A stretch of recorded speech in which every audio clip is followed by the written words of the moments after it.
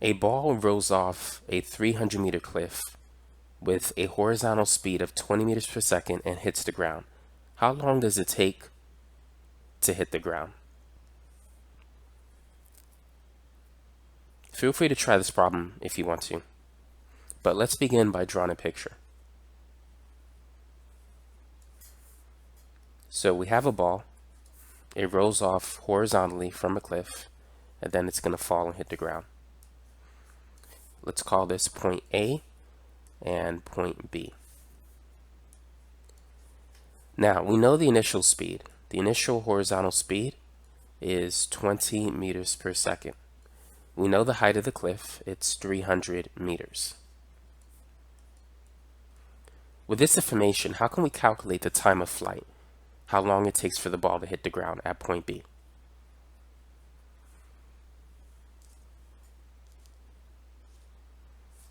Well, if you know the height of the cliff, you could use this formula. H is equal to 1/2 gt squared. If you rearrange that formula and solve for t, you get that t is equal to the square root of 2 times the height over g. By the way, you could find these formulas all in my formula sheet down in the description section below. So I have this formula directly for this specific type of trajectory. So t is going to be the square root of 2 times 300, the height of the cliff, divided by g, which is 9.8.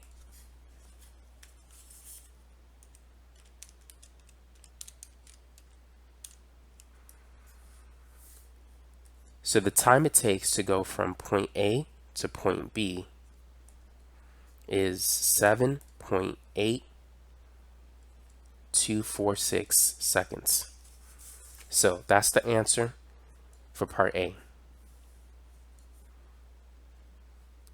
Now let's move on to part B.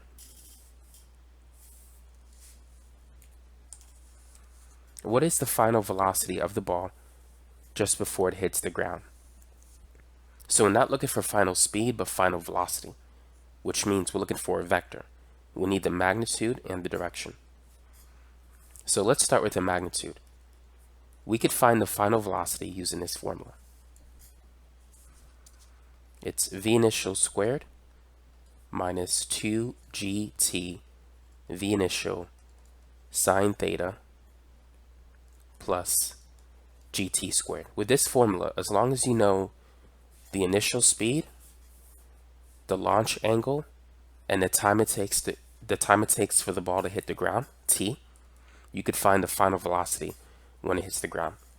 In fact, you could find the final velocity at any point, as long as you know the time. And if you have the initial velocity and the initial launch angle. Now, what you need to know is that at point A, the initial angle is 0 degrees because the ball is moving horizontally. And sine of 0 degrees is 0, so this entire term disappears. So for this specific trajectory, this formula simplifies to this one.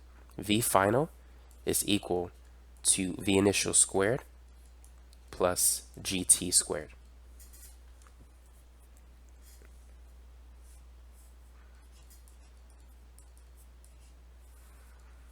V initial is 20, G is 9.8, and the time we have that is 7.8246. Don't forget to square this. So 9.8 times 7.8246, that's 76.68. When you square that and then add 20 squared, you get 6280. If you take the square root of that, you get the final speed of 79.246 meters per second. So this is the magnitude. In order to get the velocity vector, we need the angle.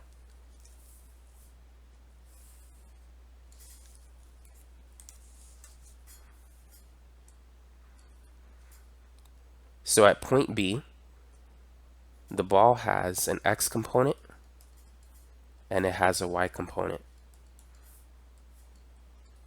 And we're looking for VF and the angle. Now, if we know Vy and Vx, we could use arctangent. But right now, we have Vx and Vf. So arc cosine is going to be more helpful. So the angle is going to equal arc cosine Vx over Vf. And we already know Vx. At point A, V initial is equal to Vx because the ball is moving completely in the horizontal direction. It doesn't have any y component at point A, or at least the y component is 0. So it's going to be arc cosine Vx is 20 over V final, which is 79.246.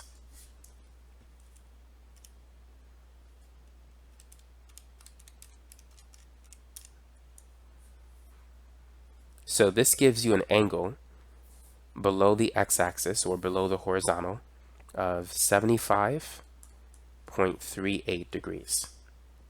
So that's this angle below the x-axis. Now, there are some other ways in which you can get the answer. So Vx is going to be 20 meters per second at point A and point B. Vx doesn't change because there's no acceleration in the horizontal direction, in the x direction. We do have gravitational acceleration in the y direction, so Vy changes. Vy is going to be different at point B than it is at point A. So to get the same answer using an alternative method, you need to find Vy. And you could use this formula. Vy final is equal to Vy initial, which is V initial sine theta, minus GT. V initial is 20. Well, for this particular trajectory, the angle, the initial angle is 0. So sine 0 is 0. This part disappears. So in the formula sheet for this particular trajectory, I have that Vy final, it's simply negative GT. You could find that in the formula sheet down below. So it's going to be negative 9.8 times 7.8246.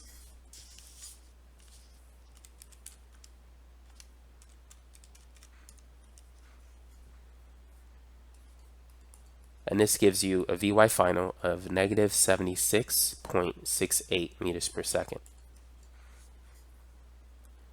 Now that we have Vy final, we could find V final using this formula.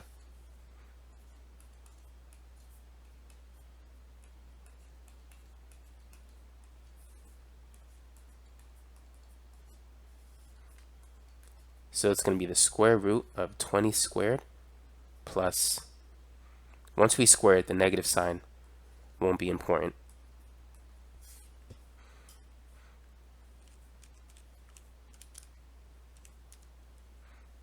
And this will give you the same answer of 79.246 meters per second.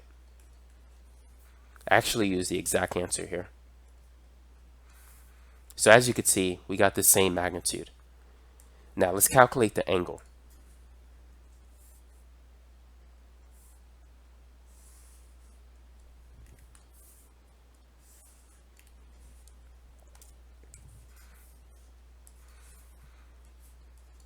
So here's Vx at point B. This is Vy, or Vy final. And this is V. So since we know Vx and Vy, we could use arctangent instead of arc cosine. So arctangent is going to be opposite over adjacent. Opposite to the angle is Vy, adjacent to is Vx. Arc cosine is adjacent over hypotenuse. Hypotenuse being V final. So hopefully you remember your trig, SOHCAHTOA. With that, you could use arc cosine or arctangent to find the angle based on what you have.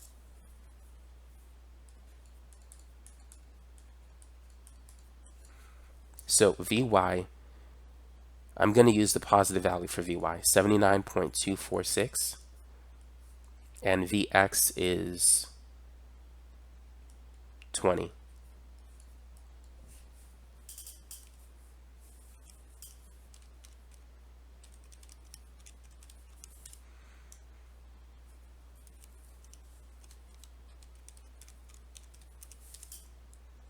and I get the same answer. I got 75.8 degrees, but that's close to 75.38. Actually, I see my mistake. I used the wrong value. This should be 76.68 over 20.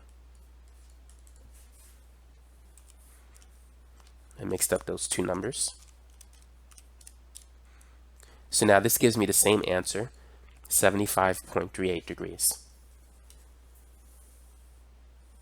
So that's how you can calculate the final velocity. That first formula was, as you can see, a lot easier to use. It saved you a lot of time.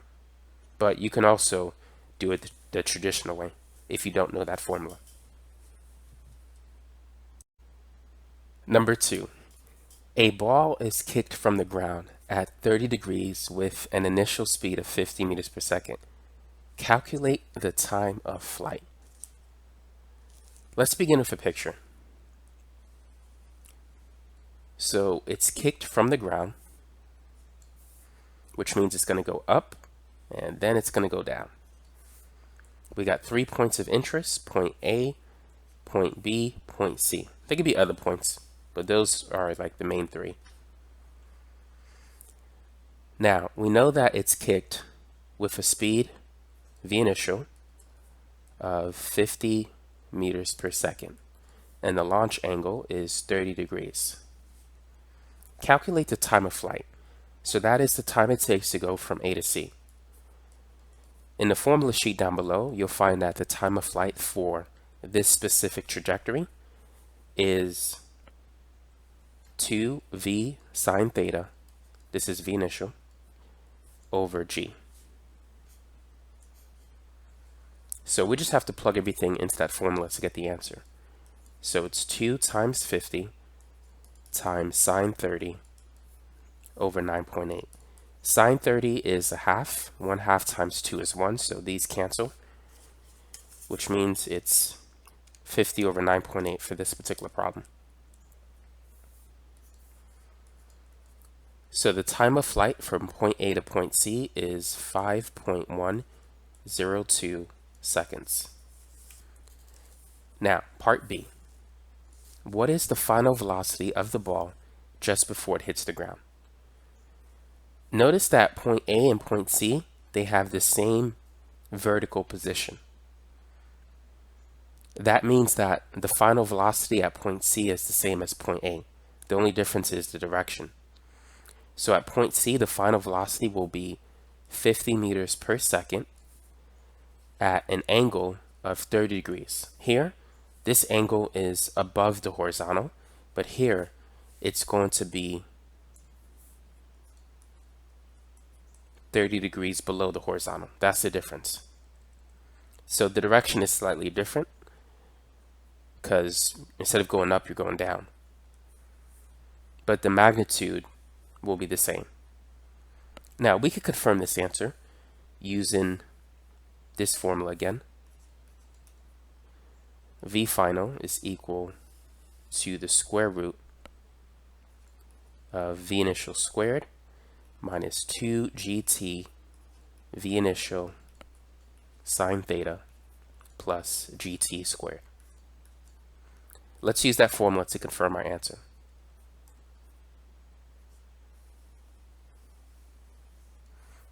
So V initial is 50 minus 2 times g times t, which, to save space, let's write 5.1 times V initial times sine of the angle, that's sine 30, plus gt. G is 9.8, t is, all right, we got space, 5.102.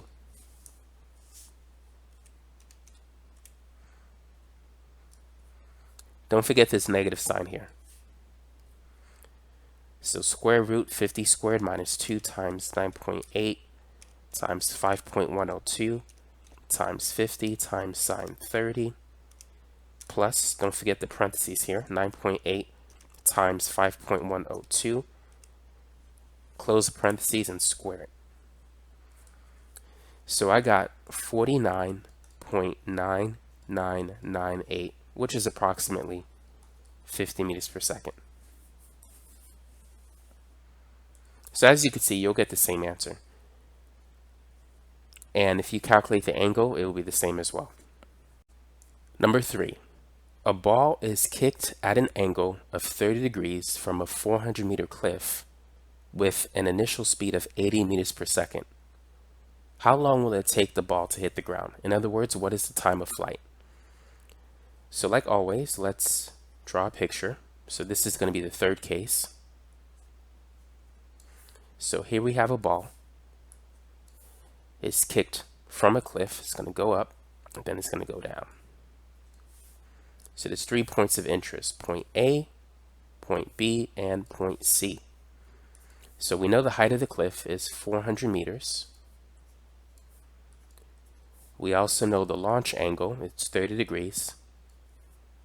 And we know the initial speed is 80 meters per second. So that's V initial.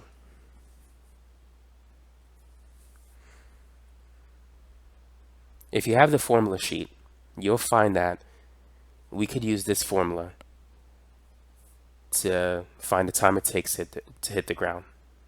So the time it takes to go from point A to point C, the time of flight, it's V initial sine theta plus the square root of V initial squared sine squared theta plus 2g y initial. Y initial is the height of the cliff over g. So this equation comes from the quadratic equation when you set it up. Let's go ahead and plug everything in. So V initial is 80. We have the launch angle of 30 plus square root 80 squared sine 30 squared. You just have to make sure you plug in everything correctly. And then we have plus 9 times 9.8 times the height of the cliff, which is 400. And then all divided by g.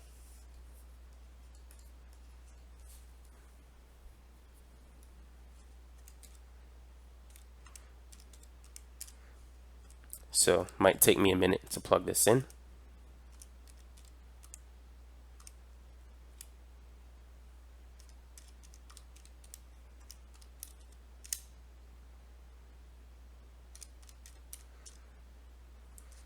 The answer I got is about 14 seconds, 13.996 seconds.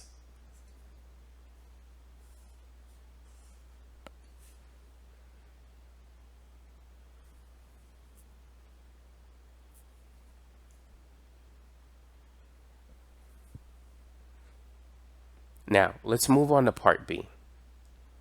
What is the final velocity of the ball just before it hits the ground?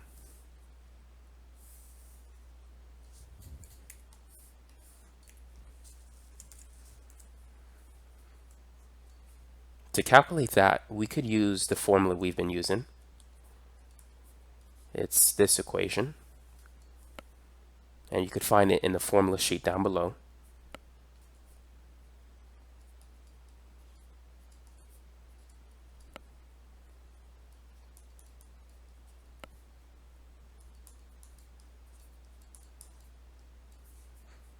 This time we need to use everything in this formula. So V initial is 80. So we got 80 squared minus 2 times 9.8. And then T, we could just put 14 at this point. It's pretty close to 14. And then times V initial times sine of 30 degrees plus GT squared. So 9.8 times 14 squared.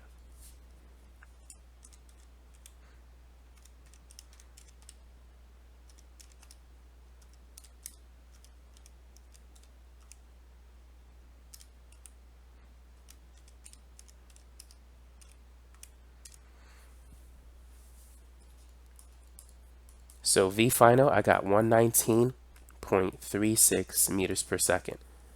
So that's the magnitude. Now to find the angle below the horizontal, it's arc cosine Vx over V final. We don't know Vy final, so we're not going to use arc tangent. Now Vx is, if you remember, it's a V initial cosine theta, where theta is the initial angle at point A. And then if we divide it over V final, it will give us the angle. So this is arc cosine. V initial is 80, and then times cosine of 30 degrees over V final, which is 119.36.